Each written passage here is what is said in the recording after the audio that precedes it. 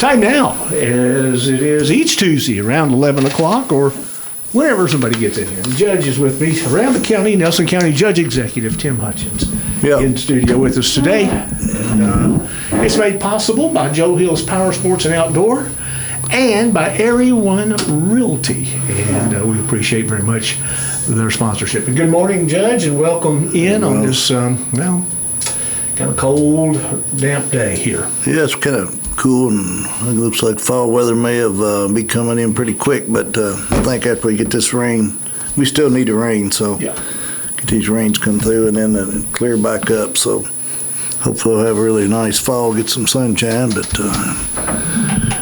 gotta take what we get, what they give us. The 348-2222, 348-2222. They can call and or text on your line, 249-0816, 249-0816 is my cell phone. So they can text me also.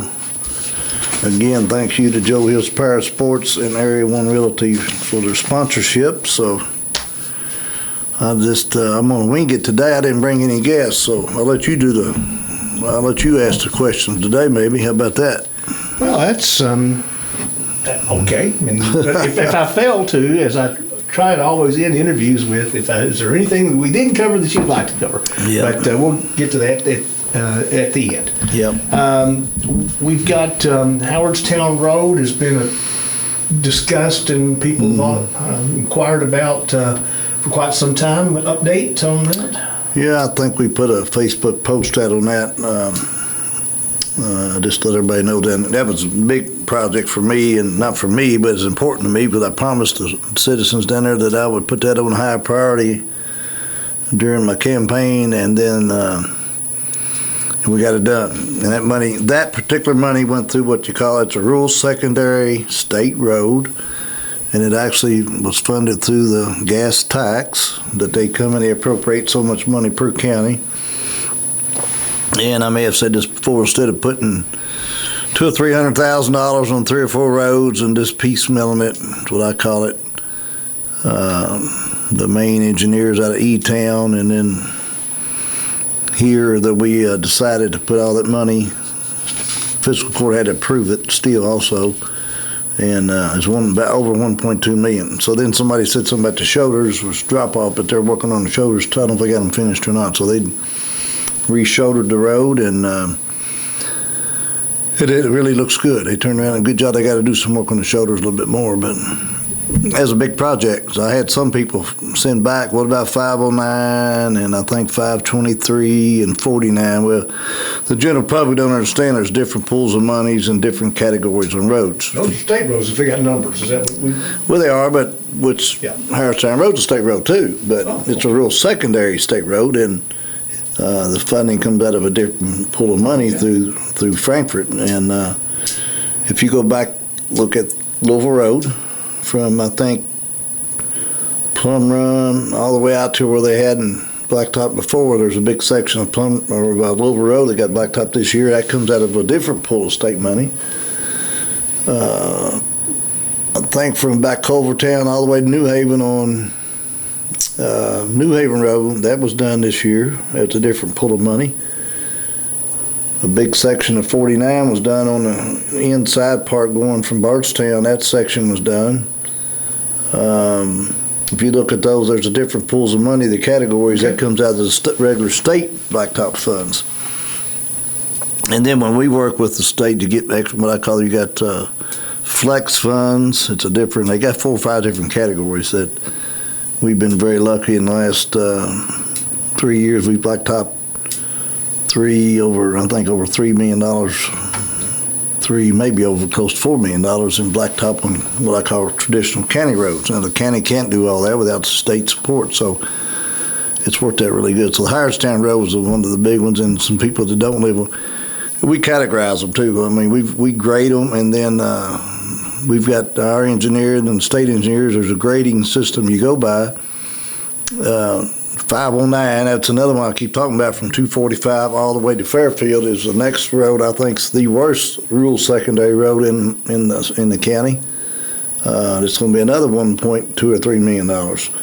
We'll try to get that whole road done going into next season. And I feel good about that one too. So we've got a lot of road improvements. And you talk about the bridges. I think on your news, what did you say about Stevens Lane or something? Yeah, it's closed, right? Yeah. 8 Okay. to 10 weeks. Okay, so that's what you advertise, or you? Yeah, on the newscast. Mm-hmm. Yeah, and I hear people, Sullivan Lane's coming next, and how am I going to get? It's going to cost me another 10, 15 minutes, but it's better than a bridge collapsing, and they got weight limits. The state comes out and does their inspection, so we have been really, really fortunate to have a relationship with the state and get 4 bridges on county roads paid for by the state. And it's been really, really good since I've been there. I don't know how many they've done in the past, but so we get some more. We turned in about $1.3 million worth of funding that I'll have to go through the State Department and then go back through the General Assembly next year to try to it's a different pool of money for more county roads. So, but it's been a lot of good things going on really, and a lot of good progress. So we feel pretty good about it. Then going into the winter, I think somebody put something posted out on our sites that we see some plows and trucks going around. We're doing practice runs and getting our staff ready to go when we do have some winter weather, if we have any. And last year was pretty good winter hit us. A lot of salt was used and a lot of ice and snow, and so we're doing all our practice runs now.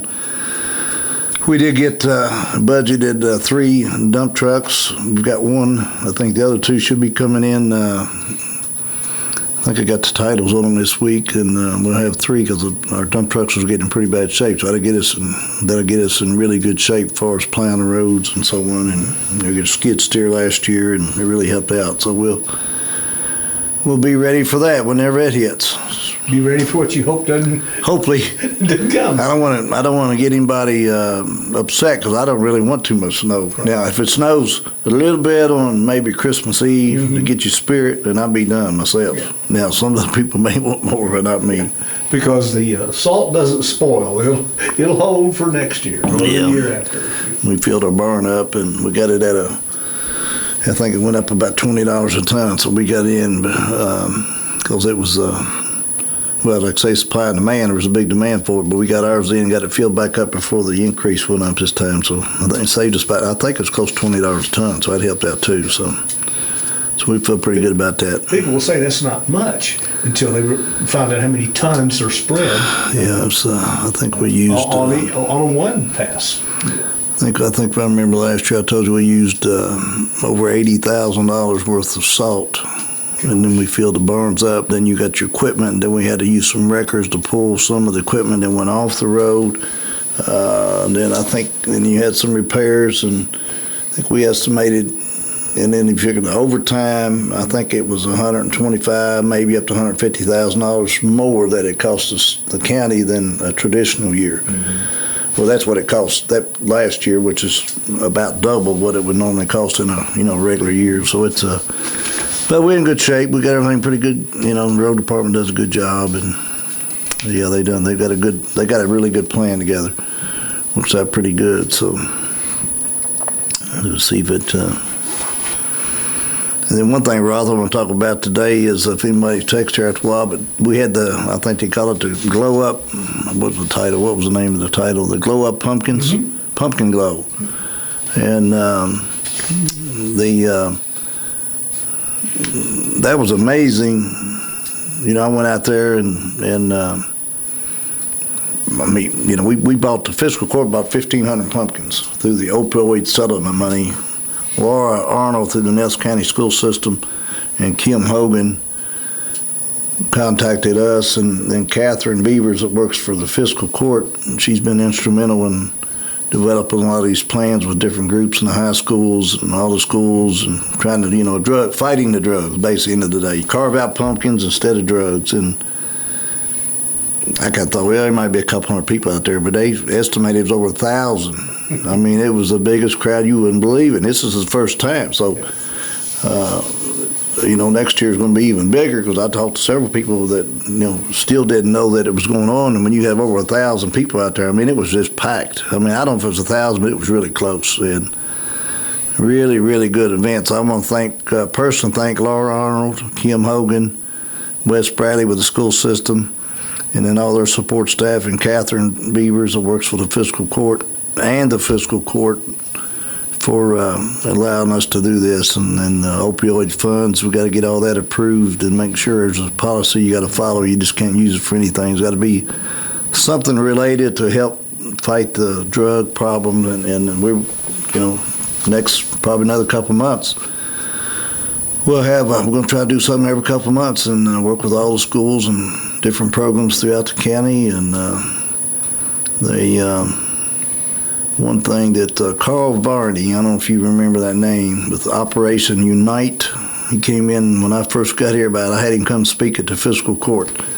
And there's another group that comes around all around the state, different areas, and we did the Shoot Hoops, Not Drugs. You remember that? Right.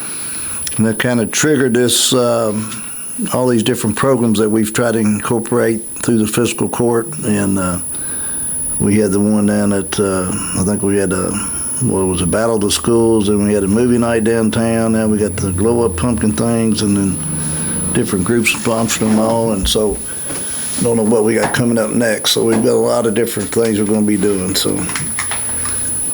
Well, I do know we have a phone call coming up next, and we'll go through the process here and hopefully get our caller on the air, okay? And let's see. Caller, are you there? Yes. Judge, Chris, can you hear me? Chris, Go ahead. I got it. We got you. the question is on the Louisville Road. I know it's a state road, but they run out of painting the white lines on the road.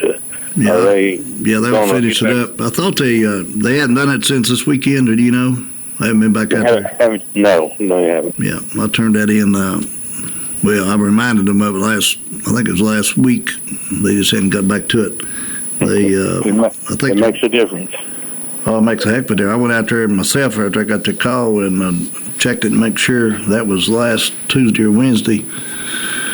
And then they did, this same company was doing, we did, on the county roads, we did Murray's Run and Plum Run, and there's 3 or 4 roads that we did. We can't afford to do all the county roads, and it's the same company, and I was told they were going to do that at the same time. But it's definitely on the radar. All right. Thank you very much. Yes, sir. They ran out of paint? I think they said they ran out of paint right there on site that day, and it was a pretty good stretch of blacktop down through there. And what I seen, what they did looked really good. But and I thought maybe somebody said, I don't know, I didn't talk to them. I had Brad Spalding, our engineer, talk to them, and then one of them said they may have a little bit of mist and rain or something come in. So, but they'll do it. They'll get on it. It's time changing. It gets dark earlier, and that's why it's important to have as much money as the roads we can get painted and repainted. And then we've talked about that before for safety wise. And then we got these street lights that we've put up all over the county, and I don't know how many we've got left to do, but there's a lot that we've done. And as time changes, I think next week, doesn't it? You're right. So that's when it really, you can notice it, I guess you'd say, especially if you don't know exactly where you're going. And text comes in, and I believe you mentioned this road number 509, and it's talking about potholes in it. I think you. Yeah.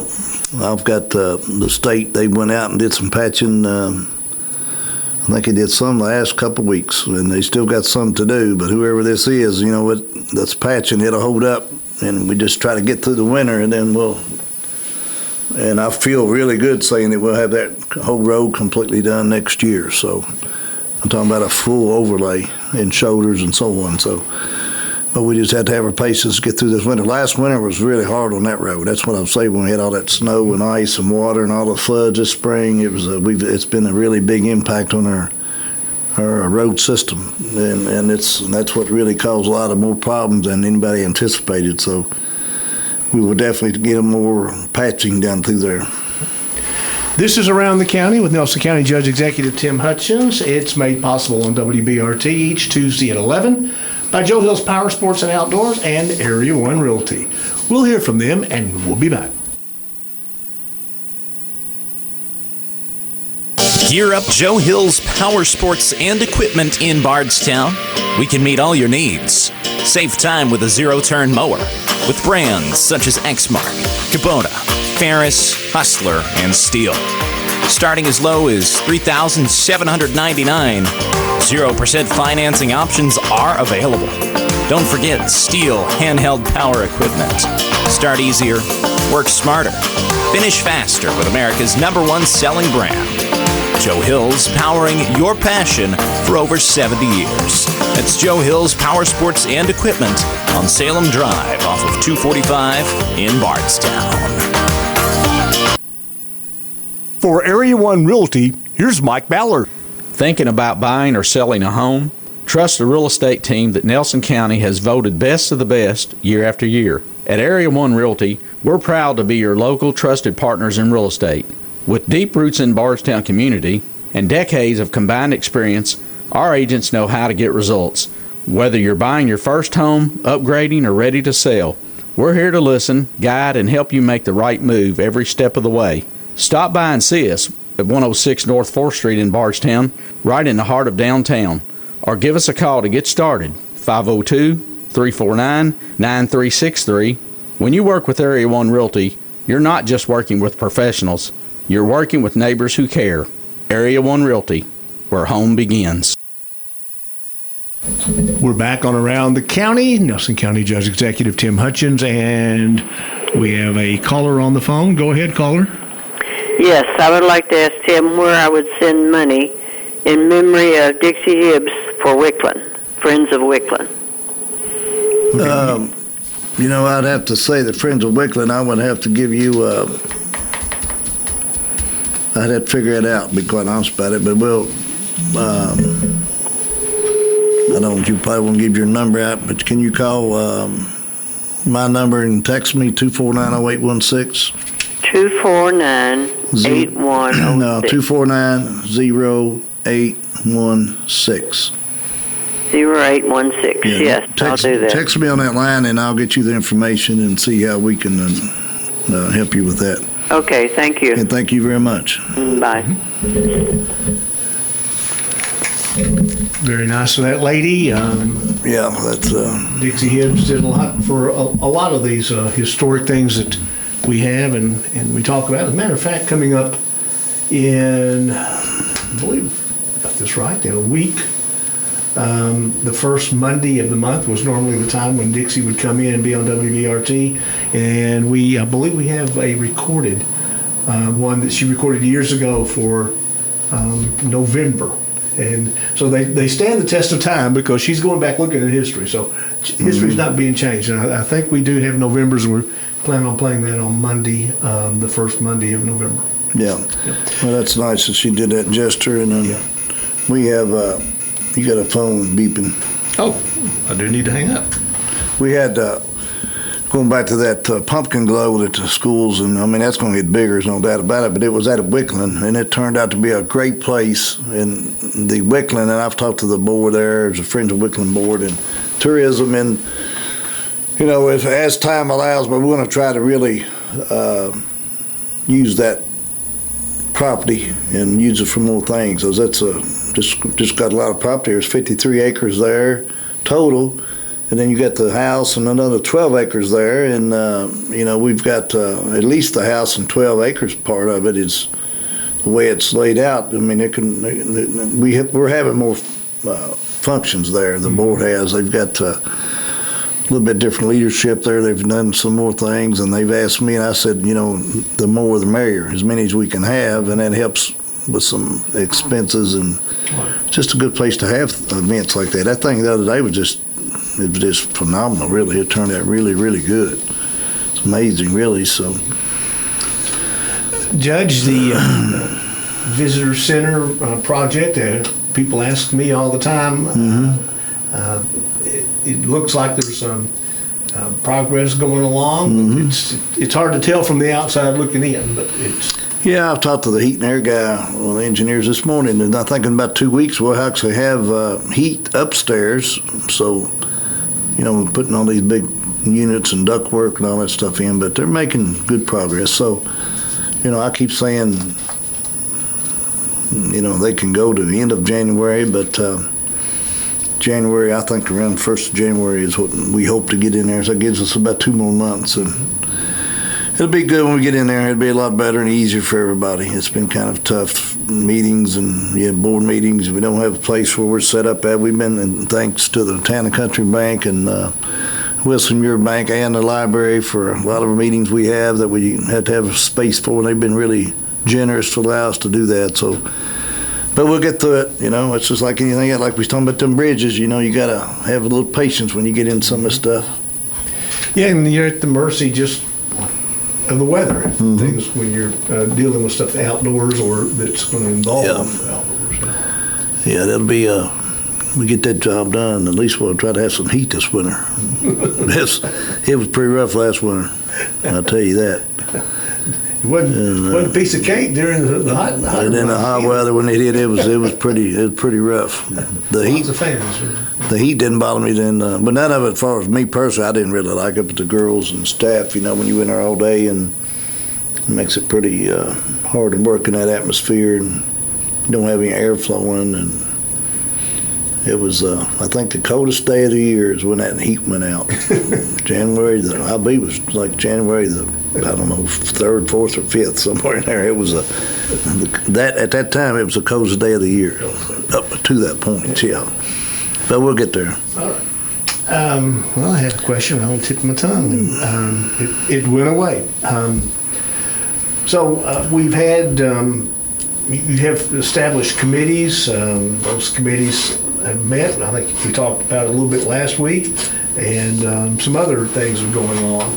Oh, I know. Before we jump into that, the truck. Did the stolen truck get recovered yet, or is it? No, but they had, I think they got it maybe identified this morning. That's what I was told when I left just a few minutes ago. I was told it was identified, and I don't know if they got a solid hit on it or not. Yeah. But since you said that, one of the Facebook trollers, your buddy, somebody sent me something that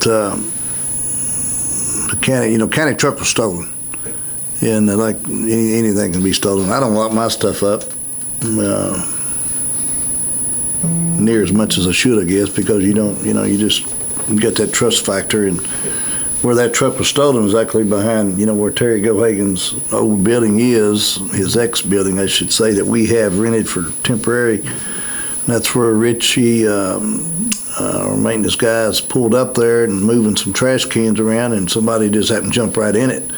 It happened like blink of an eye, and I told her I was teasing Richie about it. But, when I blame nobody, it wasn't no big deal as far as blaming anybody, but somebody just happened to jump right into it and took off. It could happen. Hell, it could happen. It could have happened to me many times. I leave my truck running, I get out, talk to somebody here or there, but you just let your guard down, I guess, and you don't think about it yet. But anyway, it wasn't involved in a high-speed chase. Well, that's the reason. Where you go? I'm glad you brought that up. I thought that's what you were.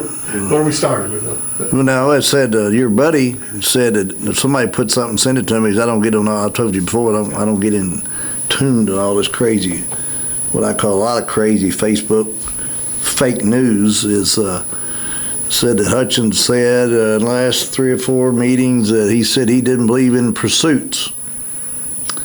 Well, I don't ever think I ever said the word pursuit. I think you have to have a pursuit when you're going after anybody. There's a difference in a high-speed chase and what I call a traditional pursuit. So if that was the case, this fake news that they put out was we just had to shut all police departments down because you wouldn't be able to arrest anybody. Just to clarify some of that fake news, I hate to even use some of the words I want to say, that they put out like I'm against any pursuits. Well, my record's proven that I support the police, gave them raises, equipment, and everything that they need to make sure that we go after the criminals and make sure they have due justice and do what's, going after the people and people's breaking laws. Big difference in high-speed chases. Exactly.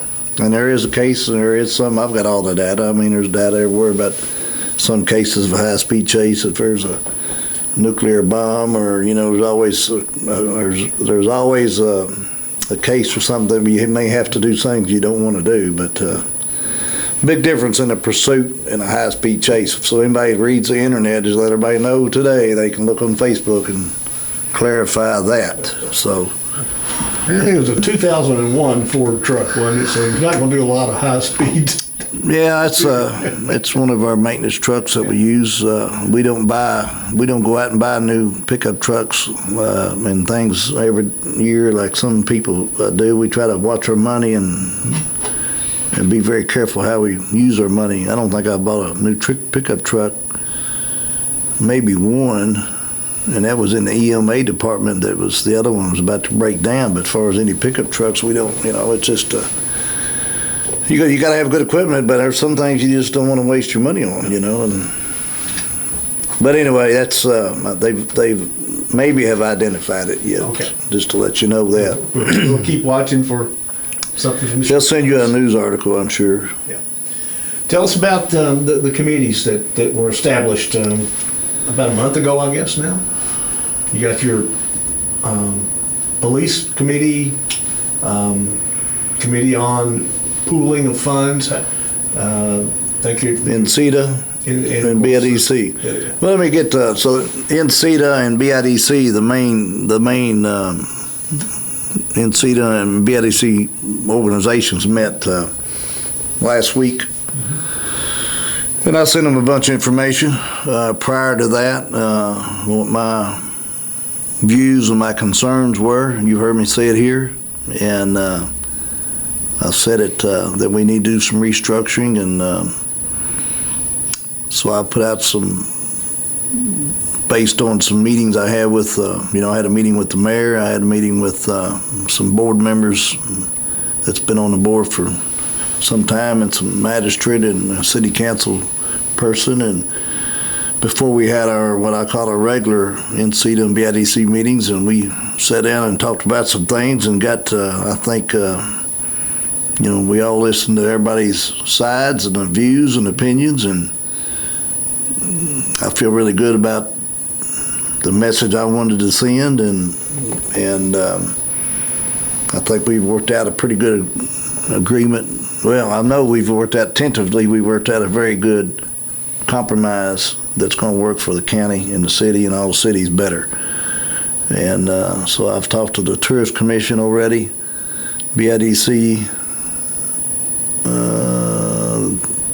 Main Street meets, I think, next week. And what's the other one? Chamber. They meet here in a couple of weeks as far as finalizing this different reorganization chart that I've submitted.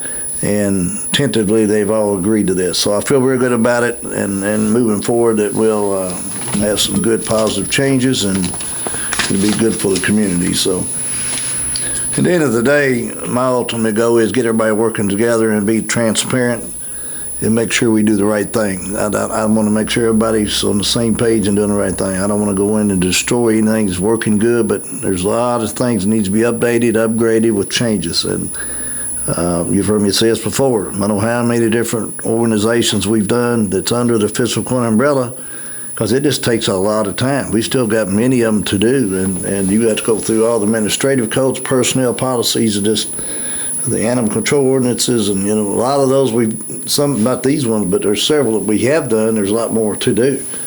But you sit down and it takes so much time to do it.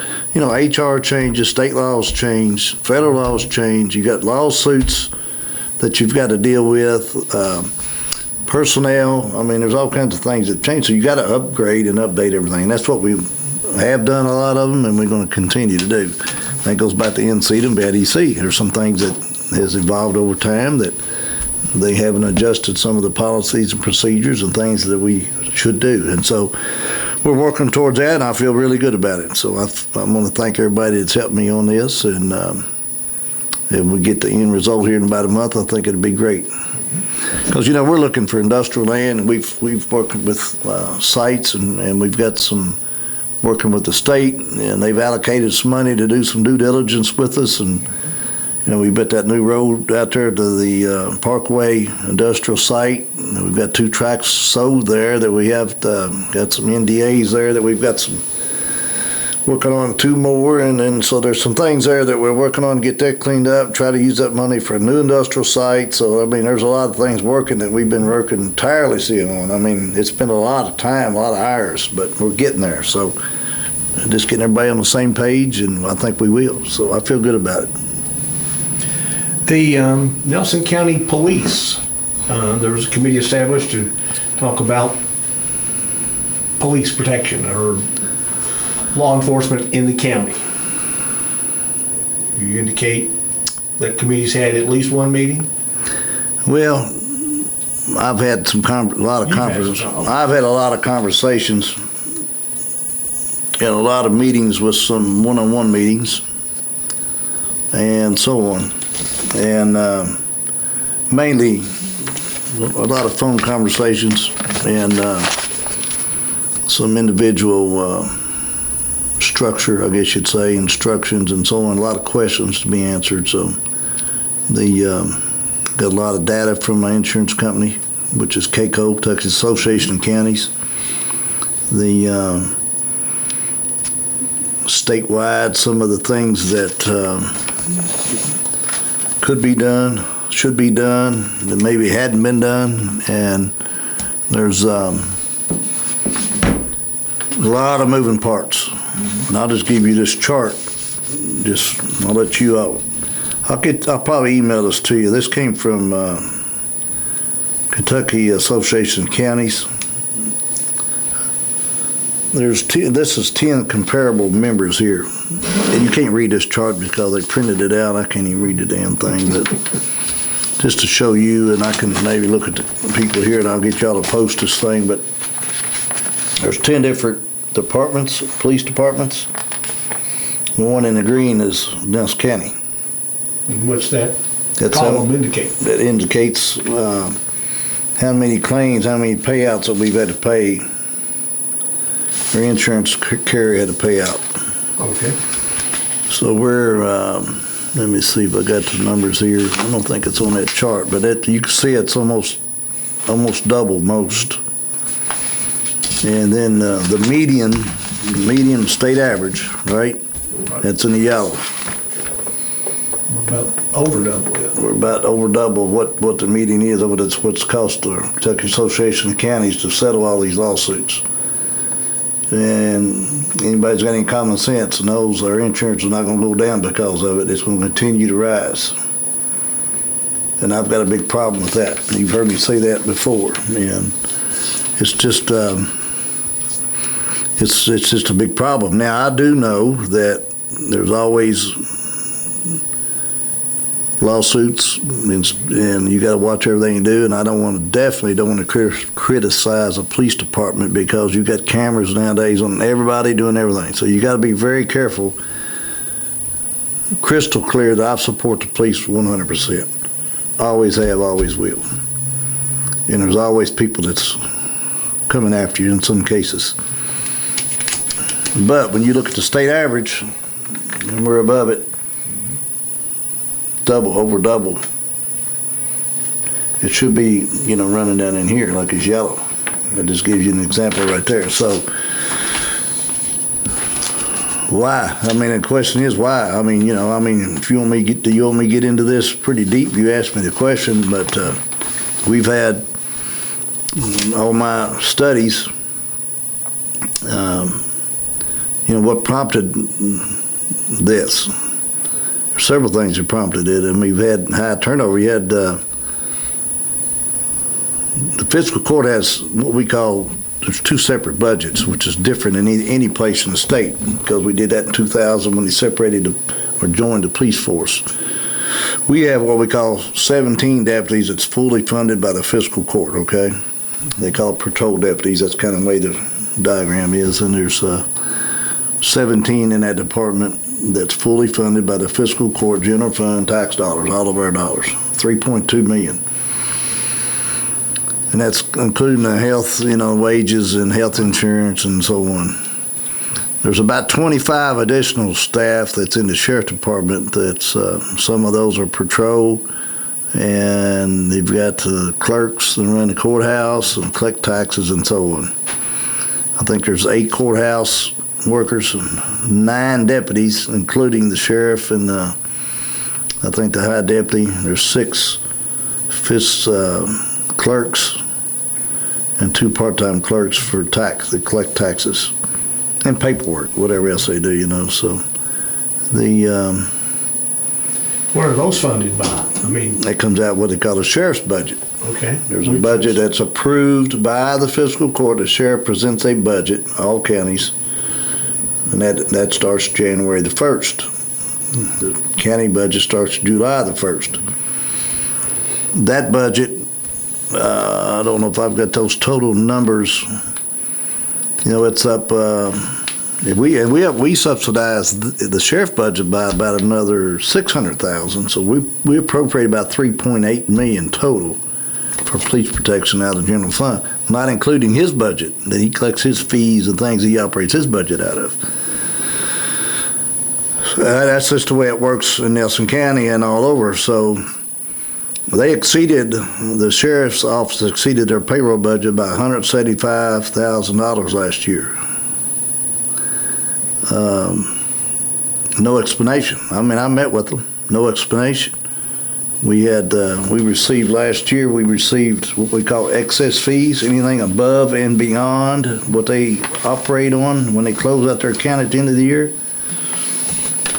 96.5% decrease. We received $307,610 sent back to the fiscal court to use the offset expenses in 23. 24, it was $10,000. $10,671.42 to be exact. A 96.5% decrease. And they couldn't really explain it. So, the facts are facts. Here's the data. I mean, I'm not telling you anything. It's not, anybody wants to see it. It's not Tim Hutchins just talking, but this is the facts. The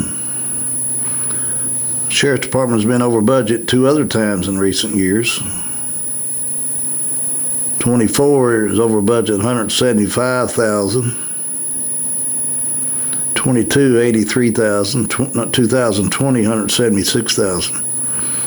And you should be doing a budget amendment that you come to the fiscal court, you do budget amendments. I met with CACO, which helps oversee this, and I met with the Department of Revenue. I guess DLG, I think is the proper name, and explained all this to them. And it's, it's a big problem. And the audit findings, this is during the audit findings. Now, the next audit, your audit's always about a year late. And you're always going to find something. You're going to get pinged on something. I mean, they got to do their job. It's a big problem. And then the fiscal court also pays, let's see what we pay. We pay health insurance and FICA, which is Social Security. Mm-hmm. So you've got the 25 additional staff the fiscal court pays, like I say, the FICA, the retirement, the life insurance, workman's comp, and HRA, the insurance. So benefits package. I mean, all that adds up to a lot of money. So at the end of the day, it's up around $3.8 million. So I don't know how much detail you want me to give you. I'm just giving you I'm going to give you the sheet. And, and since the sheriff has been there, I guess it's been almost 7 years, there's been 39 employee terminations. Now, 9 of them retired. 2 resigned for personal reasons. They had 26 left. They call it mutual agreement. And every time you have a turnover, it costs us about $2,500 per employee just for the uniforms and stuff alone. That comes out of the fiscal courts. I mean, somebody's paying it. Ain't nothing free. So if you want to really get some more details, I've got a lot more, and I'm going to get a lot more today.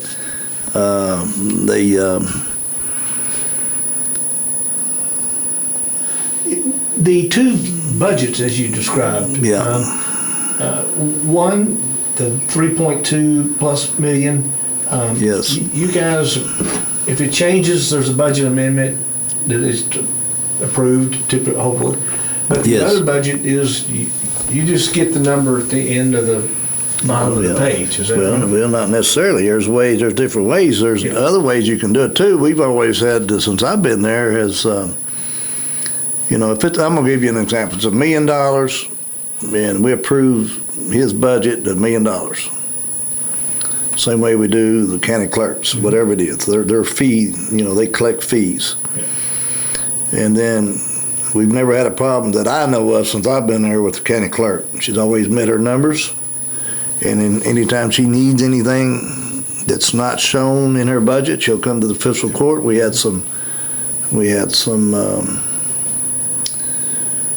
couple printers, I think, before, maybe some voting machines, and a few things like that. That she'll come and get, talk to me, and I'll present it to the fiscal court and talk about it, and get it sent in. And, I haven't agreed with everything with her either. I mean, we don't agree on everything. I mean, we've got, my job, I think one thing is to watch the money. And then, you got to be frugal with it and be careful. It takes a lot of money to operate this whole county. Everybody can talk about, I've heard complaints about, this department, I got all these headaches, and this department, I got all these headaches and money, and this department. I said, well, I don't know if y'all know it or not, I got like 12 departments that's either under me directly or indirectly that I've got to watch, and it's, a $44 million budget, so I've got to watch it all. The treasurer and I and the finance director, we've been meeting. I think we've had 4 different groups come in. We had one yesterday. Every quarter, we go through all of our numbers, trying to get a little more thorough on what we're doing to make sure, that you're over budget, under budget. You need to tighten this up and don't waste this. And you've got too much overtime. We send overtime reports out every month in all the departments, and let them know at some you're going to have some overtime. You get into emergency services, ambulances, and dispatch stuff, you're going to have it as part of your automatic schedule, but that's in the budget. When you exceed that number, we watch it. I mean, I haven't been there 2.5 years. My first year, I probably didn't watch it as much as I could have or probably should have. But as you get in there and you see more details, as you become the county judge, as a magistrate, I knew a lot of that stuff, and thank goodness I had a lot of experience in it. The day-to-day operations, but once you get in and see the big picture, the global picture, and what you have to do, and you expand upon it, just like, I keep saying, checks and balances. That's why you need a finance director. That's why you need to have more staff. You got to put more responsibilities on them. They got to be doing other things. Don't be sitting around on their cell phone. And I'll pick on Catherine, for example. That girl, she was hired as a finance director and started writing some grants, and now we've got her doing so much now that she can't hardly keep up with what she's doing. Matter of fact, she can't, really. She just got so many programs she's doing. They're using opioid funds. She saved us so much money we collected some money that they call it, what's the state they called the other day? We got money that's left over in a pool with the state treasurer. What's the auditor? Unclaimed funds. Unclaimed funds. She got all that for us. I don't even want to keep talking about garbage. I mean, it's going to be up over 100,000 after we get their tax bills and everything with her. So we've kind of reformulated that with Salt River and Teresa that works in the garbage side, and then Catherine.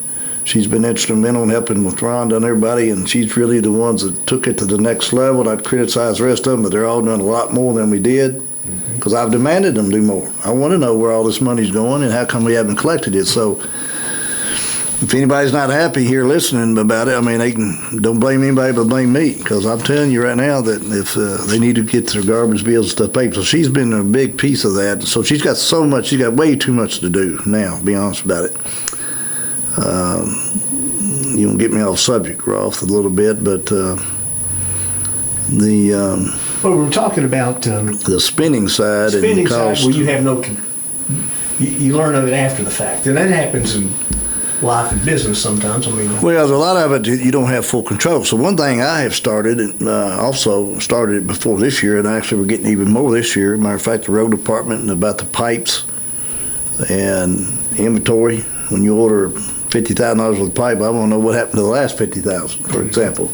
And you got to checks and balance. You know, when you do the encroachment permits, and you know they actually worked the program out at the animal control. You know, if you order $1,000 worth of medicine or $5, whatever it is, all these different drugs, I want to make sure that they're being used there and not anywhere else. So you got to really watch. You got your collections and your deposits. You got to have different people doing it all the time. People signing off and checking it. Same way on your inventory. So.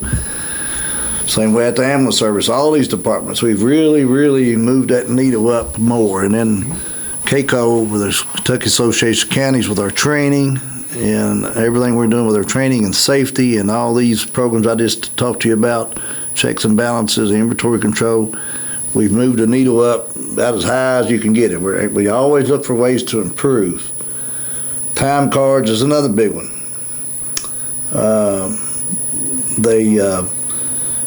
Some things when you can go in, you can alter your time cards. We fixed a lot of that on employees now. That's another one I'm not happy with. I'll just be flat honest right now. We're going to get that changed different. You got to be able to have checks and balances. That's just fact of life. I don't want to accuse anybody of anything, but you got to have oversight. So back to this, you know, we've got. This is just facts. I mean, that's just a lot of money that's went out. We would have got turned over 300 and something thousand. I told you earlier that we got turned over to the county. We've cut our taxes. I told you about $980,000 worth of property taxes that we could have taken since this administration's been on board.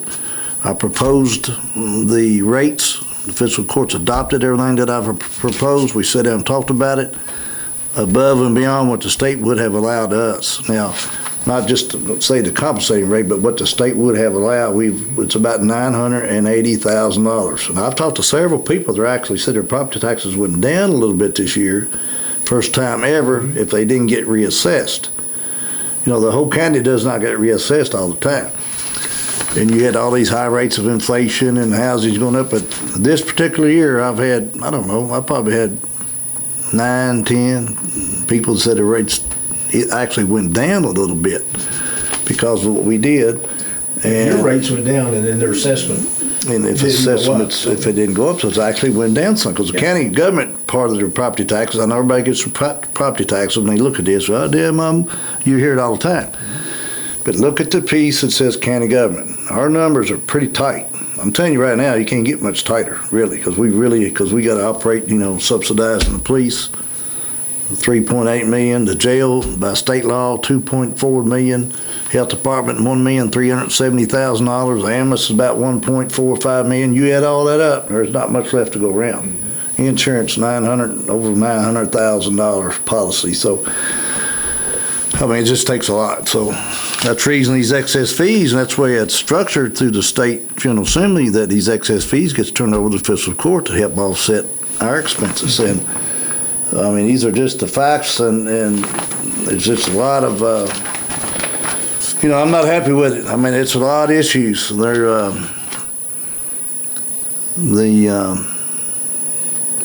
Hardin County Task Force pulled it, we got, I think, 2 or 3 guys on Hardin County Task Force, detectives, right? Well, there was a big disagreement with this, I don't know, with the sheriff or the chief deputy. Well, the chief deputy, I know damn sure, because I've talked to them over there. And we pay for a building here in the county. I don't forget how much it is a year. We lease it, and they was paying half of it. Well, they pulled out. They pulled all their stuff out. They is Hardin County. Hardin County Task Force, and now this county has to fully fund the rent of this building because they had a big falling out over there. And why they had a falling out, I know probably why a lot of it, but